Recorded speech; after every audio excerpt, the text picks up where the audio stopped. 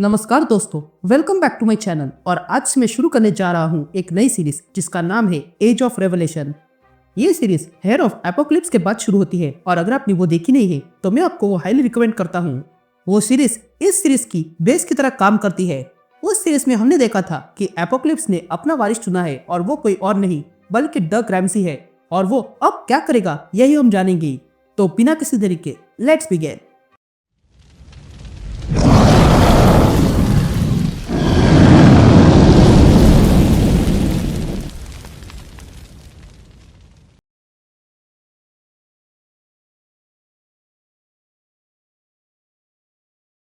ये कहानी अब से 10 साल बाद शुरू होती है और हम कुछ म्यूटेंट्स को देखते हैं जो किसी प्लेन को रोकने में लगे थे।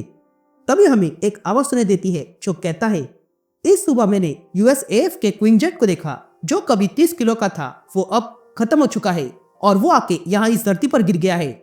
तभी वहाँ एक आदमी आता है और तब हमें वही आवाज सुनाई देती है जो कहता है, यह जगह ह्यूमंस की एनिमी है, इसमें यूनाइटेड स्टेट्स का कोई अंश नहीं है, ये अब बदल चुका है, यहाँ पर ह्यूमंस नहीं रह सकते पर म्यूटेंट्स के लिए ये जगह अच्छी है। तभी हम उस आदमी को देखते हैं जो मलबे को देख रहा था और तब हमें एक आवाज सुनाई देती है जो कहता है, मेरा नाम शेन सॉन है और मैं म्यूटेंट हूँ और एक्समैन भी।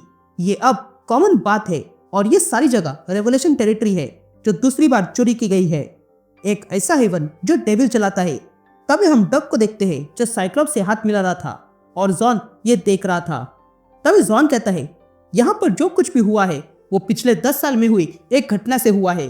ये ऐसी घटना है जिसने एज ऑफ रेवोल्यूशन के ईयर 0 की शुरुआत की थी।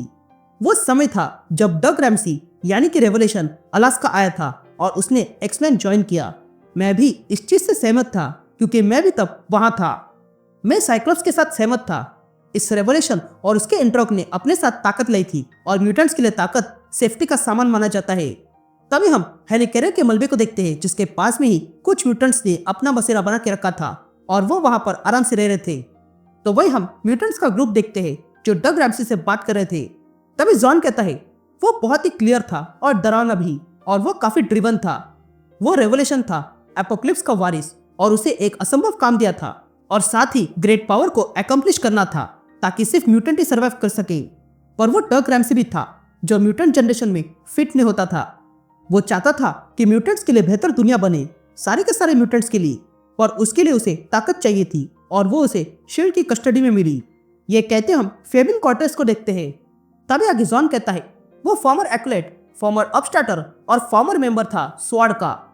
रेवोल्यूशन और उसकी कंपनी ने जैसे ही हमें पावर दिखाई वैसे ही कॉर्टेस ने रेवोल्यूशन को अपनी ताकत दिखाई। रेवोल्यूशन को कॉर्टेस चाहिए था और उसके पहले ही कई सारे शत्रु थे और साइक्लोप्स बिना तैयारी के शील्ड की फैसिलिटी में हमला नहीं करना चाहता था। ये वही क्षण था जब पहली बार लाइन क्रॉस हुई थी। उस समय रेवोल्यूशन ने एक्समैन पर काबू कर लिया था। तभी हम डग को देखते हैं जो साइक्लोप्स से पूछता है, क्या तुम मेरी बातों से सहमत हो? जिस पर साइक्लोप्स कहता है, हाँ, आज रात ही हम शील्ड पर हमला करेंगे। यहाँ फ्यूचर में हम जॉन को देखते हैं जो कॉर्टेस के मॉन्यूमेंट के पास आया था और देखता है कि वहां पर भी शील्ड का मलबा गिरा हुआ था। तभी जॉन कहता है कि तब मरिया हिल मर गई थी और उसके साथ मैजिक भी, पर मरिया हिल मरी हुई थी लेकिन डार्क चाइल्ड नहीं। इतने बड़े हमले के बाद साइक्लोप्स एक्समैन के लीडरशिप से हट गया और रेवोल्यूशन नया लीडर बन गया। मैजिक के डेथ के बाद जगन्नाथ ने टीम को छोड़ दिया और साइक्लोप्स ने भी, और यह देखकर मैंने भी यही किया और यही बड़ी गलती थी। ये ब्लैक होल एनोमली जो मेरे दिमाग को बनाती है उससे मैं रेवोल्यूशन के आवाज से बच पाता हूँ पर बाकी नहीं। बहुत से एक्समैन उसके पालतू बन गए और वो दिन आने लगा जब वो अपनी क्राइसिस का सामना करने लगा और तब ये सब कुछ फिलाडेल्फिया से शुरू हुआ। एक बीमारी ने सबको जकड़ लिया और बहुत से लोग मारे गए, इसलिए सिटी को क्वारंटाइन पर डाल दिया और सिटी के बाहर मिलिट्री को रख दिया। पर यहाँ सारे लोग नहीं मरे थे, कुछ बच गए थे और जो बच गए थे वो पहले जैसे ह्यूमन नहीं थे, वो अब म्यूटेंट बन गए थे। ये प्रॉब्लम अब यहीं पर सीमित नहीं थी। इसे फिर एक्स वायरस नाम दिया गया जो फिलाडेल्फिया के बाहर फैलने लगा था। हवा, पानी और धरती अब ह्यूमंस के लिए ठीक नहीं थी। ये x virus aggressive environmental terraforming agent था, जिसके बाद जो लोग इस वायरस से बच गए वो सिर्फ और सिर्फ म्यूटेंट ही थे। इसलिए पूरे नेशन वाइड में स्टेट ऑफ इमरजेंसी डिक्लेयर की गई थी जिसका असर एक्समैन पर पड़ा।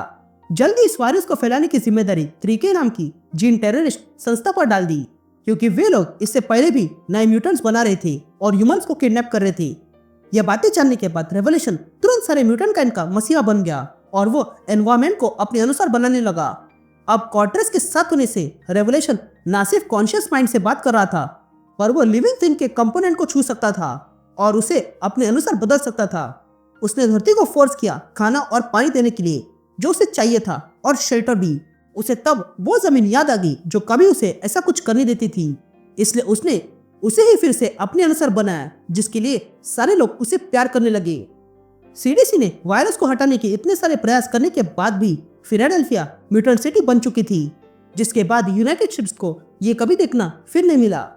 तभी हम रेवोल्यूशन को देखते हैं जो मीडिया के सामने आता है और कहता है ये जगह बदल चुकी है, अब ये पहले जैसी नहीं है, ये अब म्यूटेंट लैंड है और इसके अब रक्षक है, तो अपने सारे हथियार डाल दो। ये सुनते ही सारे मिलिट्री उसके सामने हथियार डाल देते हैं। तभी जॉन कहता है ये वही क्षण था जब रेवोल्यूशन ने यूनाइटेड स्टेट्स को हिला के रख दिया था। ये वही क्षण था जब सेवियर लीडर बन गया था, और ये वही क्षण था जब खतरा शुरू हुआ था। ये बातें हर जगह फैल गई थी कि म्यूटेंट्स के लिए एक जगह बनी है और वहां पर दूर दूर से लोग आने लगे। कोई भी उसे जोर से नहीं बोल पाया था और न ही धीरे से बोल पाया, पर सबके दिमाग में क्रकोआ की याद अब ताजा हो रही थी। तो जब सोल्जर्स ने हार मान ली तब रेवोल्यूशन के साथ कई सारे म्यूटेंट्स आ गए, और जब असैसिन्स इनसफिशिएंट रहे तब उन्हें लगा कि वो हारने वाले हैं। तब उन लोगों ने एक आखिरी हमला किया। यह कहते हम गवर्नमेंट को देखते हैं जिन्होंने मिसाइल फेंकी थी। तभी आगे जॉन कहता है वॉशिंगटन डीसी एयरस्पेस को कुछ जाने पहचाने टेलीपोर्ट ने प्रोटेक्ट किया था। ये वैनिशर कभी मीलों दूर किसी को टेलीपोर्ट नहीं कर सकता था, पर क्वार्टर्स की सहायता से वो अब ताकतवर हो गया था।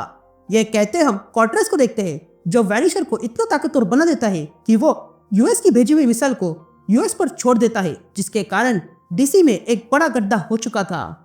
तभी जॉन कहता है इस हादसे के बाद यूएस फिर कभी पूरी तरह रिकवर नहीं हो पाया और इस वायरस के इफेक्ट्स बढ़ने लगे थे, और अब ना कोई क्वारंटीन, ना कोई दीवारें और ना कोई चेक पॉइंट उसे रोक सकते थे।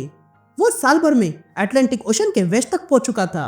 अब 10 साल में इस आइलैंड ने अधिकतर यूनाइटेड स्टेट्स के ईस्टर्न सीबर्ड को खा लिया था, और ये आइलैंड बढ़ते जा रहा है और उस पर उसके बनाने वाले का फेस आ गया है जो है रेवोल्यूशन। तभी हम जॉन को देखते हैं जो देखता है कि यूएस आइलैंड पर द ग्रैम्सी का फेस बना हुआ था। फिर हम एक नई तरह की सिटी देखते हैं, और तब जॉन कहता है फिलाडेल्फिया अब उसकी ताकत बन गई है। ये रेवोल्यूशन टेरिटरीज अब लूज नेशन हो चुके हैं और इसमें पुरानी यूनाइटेड स्टेट्स का कोई अंश नहीं है, पर एक नेशन जहां पर सिर्फ म्यूटेंट्स ही है वहां पर कोई परेशानी नहीं है।